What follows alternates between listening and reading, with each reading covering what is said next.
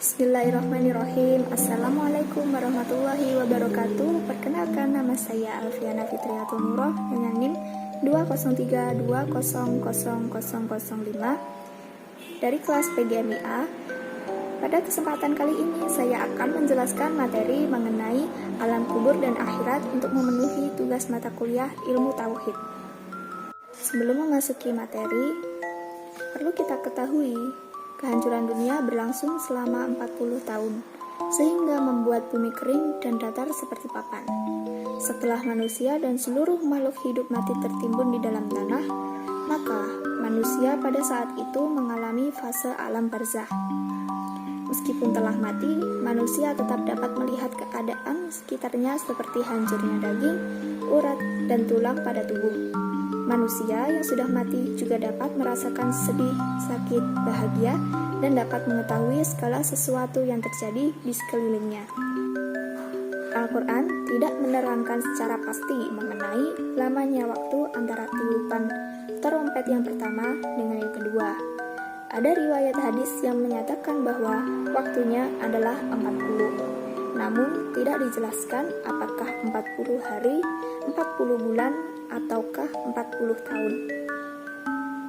Ketika Abu Hurairah radhiyallahu anhu ditanya tentang bilangan tersebut, dia pun menjawab, "Aku enggan." Maksudnya adalah beliau enggan menanyakan kepada Rasulullah atau enggan menjelaskan kepada sahabat yang lain karena hal itu dianggap tidak banyak manfaatnya. Setelah alam semesta hancur dan sehancur-hancurnya, Allah Subhanahu wa Ta'ala mengganti bumi dan langit yang sama sekali baru. Dia menciptakan alam yang berbeda dengan alam dunia, yakni alam akhirat. Firman Allah dalam surat Ibrahim ayat 48 yang artinya yaitu pada hari ketika bumi diganti dengan bumi yang lain dan demikian pula langit, dan mereka semua di padang mahsyar berkumpul menghadap ke hadirat Allah yang Maha Esa lagi Maha Perkasa. Selanjutnya kita memasuki materi pembahasan. Yang pertama, ada pengertian alam kubur. Alam barzah yang dikenal dengan alam kubur yang merupakan pintu gerbang menuju akhirat atau batas antara alam dunia dan alam akhirat. Di dalam kubur, manusia akan bertemu, ditanyai, dan diperiksa oleh malaikat Munkar Nakir tentang segala amal perbuatannya ketika menjalani kehidupan di dunia. Yang kedua, pertanyaan di kubur. 3 pertanyaan pokok dari malaikat diikuti dengan 3 pertanyaan lainnya sehingga menjadi 6 pertanyaan. Yang pertama ada man rabbuka, siapa Tuhanmu. Kedua, man dinuka, apa agamamu. Ketiga, man nabiyuka, siapa nabimu. Keempat, ma kitabuka, apa kitabmu. Kelima, aina qiblatuka, di mana kiblatmu. Keenam, man ikhwanuka, siapa saudaramu. Meski Rasulullah SAW telah membocorkan beberapa pertanyaan munkar dan nakir di dalam kubur, tidak semua manusia dapat dengan mudah menjawab pertanyaan tersebut. Sebab jawaban yang akan kita berikan tetap tergantung dengan bekal amal ibadah dan keimanan kita. Selain itu, setan-setan yang senantiasa mengganggu manusia juga akan datang di alam kubur kita untuk terus memberikan tipu dayanya yang menyesatkan.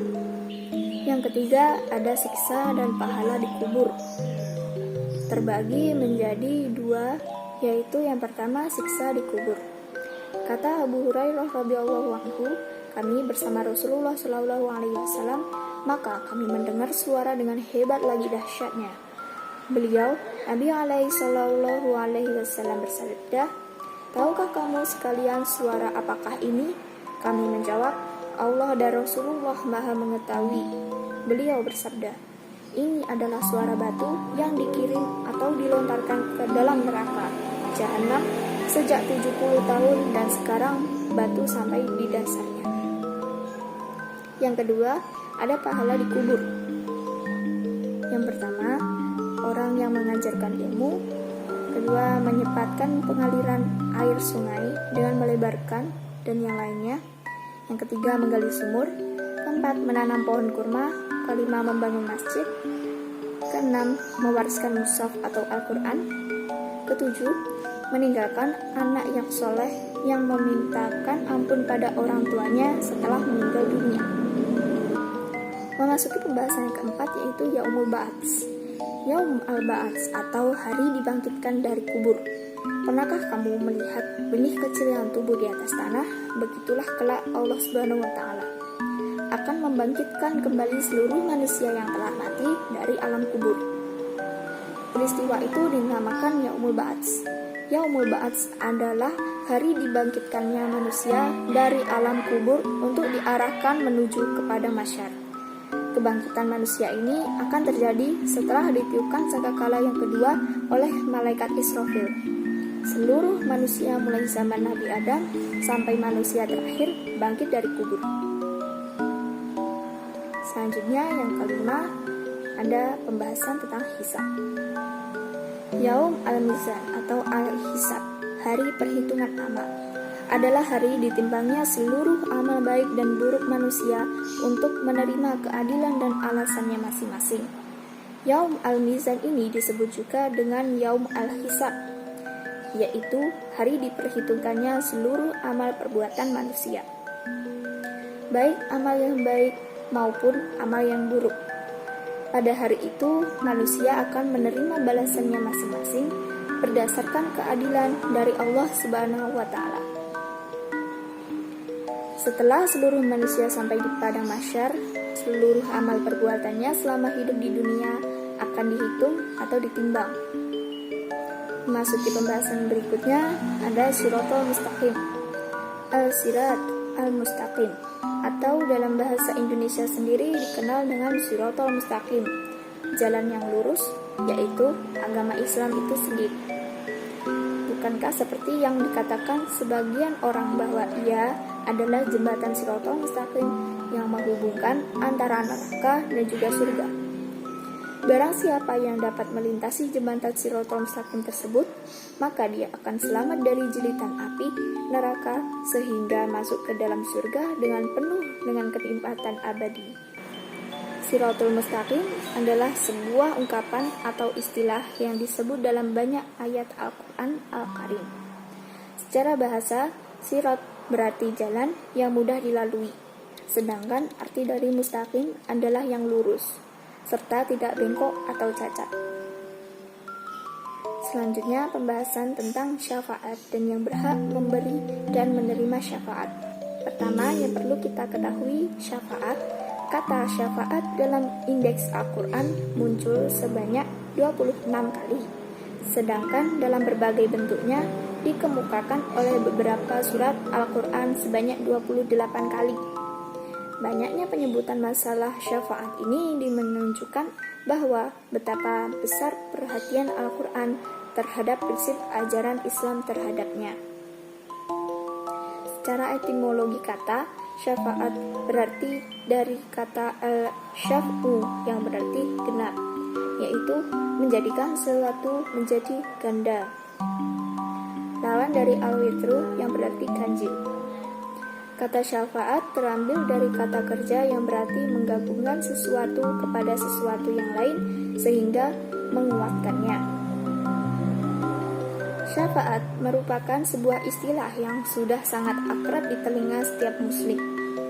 Mereka biasanya menyandarkan kepada Rasulullah SAW.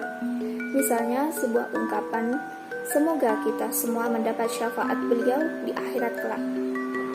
Meskipun para ulama menafsirkannya banyak memberikan pendapat, namun pokok dari pendapat yang mereka sebut ialah satu, yaitu genap itu sendiri. Yang kedua yang perlu kita ketahui ada pemberi syafaat. Yang memberi syafaat di hari akhir adalah Allah Azza wa Jalla, Rasulullah Muhammad SAW, para nabi dan rasul, dan lain-lainnya. Untuk mendapat syafaat dari Allah dan kekasihnya Rasulullah Muhammad SAW sangatlah gampang. Namun, sebagian umat Rasulullah malas untuk mencari syafaatnya. Yang ketiga, penerima syafaat. Hanya yang diridhoi oleh Allah Subhanahu wa Ta'ala yang akan diberikan syafaat pada hari kiamat nanti. Mungkin akan ada yang mengatakan bahwa jika seandainya satu-satunya penyelamat manusia di hari kiamat adalah amal soleh sebagaimana yang banyak dijelaskan dalam Al-Quran. Malaikat akan memberikan syafaat atas izin dari Allah Subhanahu wa taala pada hari kiamat nanti kepada manusia yang diridhai oleh Allah Subhanahu wa taala buat diberi syafaat. Namun malaikat di sini hanya menjadi perantara atau tidak secara langsung berinteraksi dengan manusia, yaitu manusia yang mendekatkan dirinya kepada Allah dengan iman dan takwanya. Manusia yang semasa hidupnya di dunia selalu melatih diri mereka untuk mendekatkan diri kepada Allah Subhanahu wa taala. Manusia yang senantiasa membiasakan agar selalu dekat kepada Allah akan dimudahkan. Maka apabila dia datang menghadap Allah, malaikat telah tahu bagaimana cara memperlakukan orang ini. Supaya Allah ridho, jalan akan berlapang. Segala kemudahan akan diberi sebab hubungan orang-orang ini sudah sangat dekat dengan Allah. Allah telah ridho kepada mereka dan mereka pun telah ridho kepada Allah Subhanahu wa taala. Pembahasan selanjutnya ada surga. Surga adalah sebuah nama yang dikenal oleh setiap manusia, baik muslim maupun kafir, sebagai tempat yang penuh dengan kenikmatan. Namun, hanya muslimlah yang berhak untuk tinggal di surga. Adapun orang kafir, tempat kembalinya adalah neraka. Pembahasan selanjutnya, neraka. Neraka adalah tempat yang disiapkan oleh Allah untuk orang-orang kafir, orang-orang yang mendustakan Rasul-Nya, serta orang-orang yang melanggar syariat-Nya. Masuk neraka adalah sebuah kehinaan. Allah Ta'ala pun berfirman, "Ya Rabb kami, sesungguhnya barang siapa yang engkau masukkan ke dalam neraka, maka sungguh telah engkau hinakan ia, dan tidak ada bagi orang-orang yang lalim seorang penolong pun." Quran Surat Al-Imran ayat 192. Masuk neraka adalah kerugian yang sangat besar. Allah Ta'ala berfirman, "Katakanlah, sesungguhnya orang-orang yang rugi ialah orang-orang yang merugikan diri mereka sendiri dan keluarganya pada hari kiamat. Ingatlah, yang demikian itu adalah kerugian yang nyata." Quran Surat Az-Zumar ayat 15. Neraka adalah tempat terburuk. Allah Ta'ala berfirman, "Sesungguhnya neraka jahanam itu seburuk-buruk tempat menetap dan tempat kediaman." Quran Surat Al-Furqan ayat 66. Memasuki pembahasan terakhir, yaitu penghuni surga dan neraka. Yang pertama kita bahas penghuni surga. Ada surga Firdaus, yaitu untuk orang-orang yang memiliki sholat yang khusyuk dan orang-orang yang sudah menjauhkan diri dari perbuatan maupun perkataan yang tidak ada gunanya sama sekali. Yang kedua, ada surga An, untuk orang-orang yang selalu bertakwa kepada Allah Subhanahu wa taala, di mana mereka merupakan orang-orang yang mempunyai amalan soleh. Yang ketiga, ada surga Naim, untuk orang-orang yang juga selalu bertakwa kepada Allah Subhanahu wa taala secara sungguh-sungguh, di mana tanpa mencampuri ketakwaan mereka dengan adanya urusan duniawi. Yang keempat, ada surga Ma'wa, yaitu untuk orang-orang yang selalu beriman dan mengerjakan amal soleh. Yang kelima, surga Darussalam, untuk orang-orang yang selalu mempertahankan keislaman dan keimanannya terhadap Allah Subhanahu wa taala. Yang keenam, surga Darul Muqamah, untuk orang-orang yang selalu bersyukur kepada Allah. Yang ketujuh, ada surga Al-Maqamul Amin, yaitu untuk orang-orang yang bertakwa. Yang terakhir, surga Khuldi, untuk orang-orang yang senantiasa menjalankan perintah Allah dan menjauhi segala bentuk larangannya. Yang terakhir, penghuni neraka. Yang pertama ada Sa'ir, yaitu yang masuk neraka Sa'ir itu.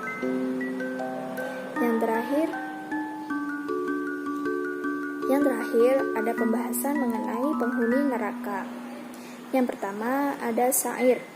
Yang masuk neraka Sa'ir itu adalah orang-orang yang berdusta. Yang kedua ada Lasda, untuk orang-orang yang meninggalkan atau tidak memberikan zakat. Ketiga, Sokor, untuk orang-orang yang tidak mengerjakan sholat dan tidak mau memberikan makan kepada orang miskin. Keempat, ada Jahim, untuk orang-orang yang mengikuti hawa nafsu. Yang kelima, Jahanam, untuk orang-orang yang tidak pernah melakukan tobat terhadap dosa besar yang pernah dilakukan hingga akhir hayatnya. Yang keenam, ada Hawiyah, untuk orang-orang yang selama hidupnya tidak pernah melakukan kebaikan seperti para wanita yang tidak pernah mengenakan jilbab, para pria yang menggunakan sutra dan emas, mencari rezeki dengan cara yang tidak halal, bahkan memakan riba, dan masih banyak lagi. Yang terakhir ada khutamah, yang diciptakan untuk orang-orang yang mengadu-ngadu. Sekian pembahasan materi alam kubur dan akhirat dari saya. Jika ada kurang lebihnya, saya mohon maaf. Akhirul kalam. Wassalamualaikum warahmatullahi wabarakatuh.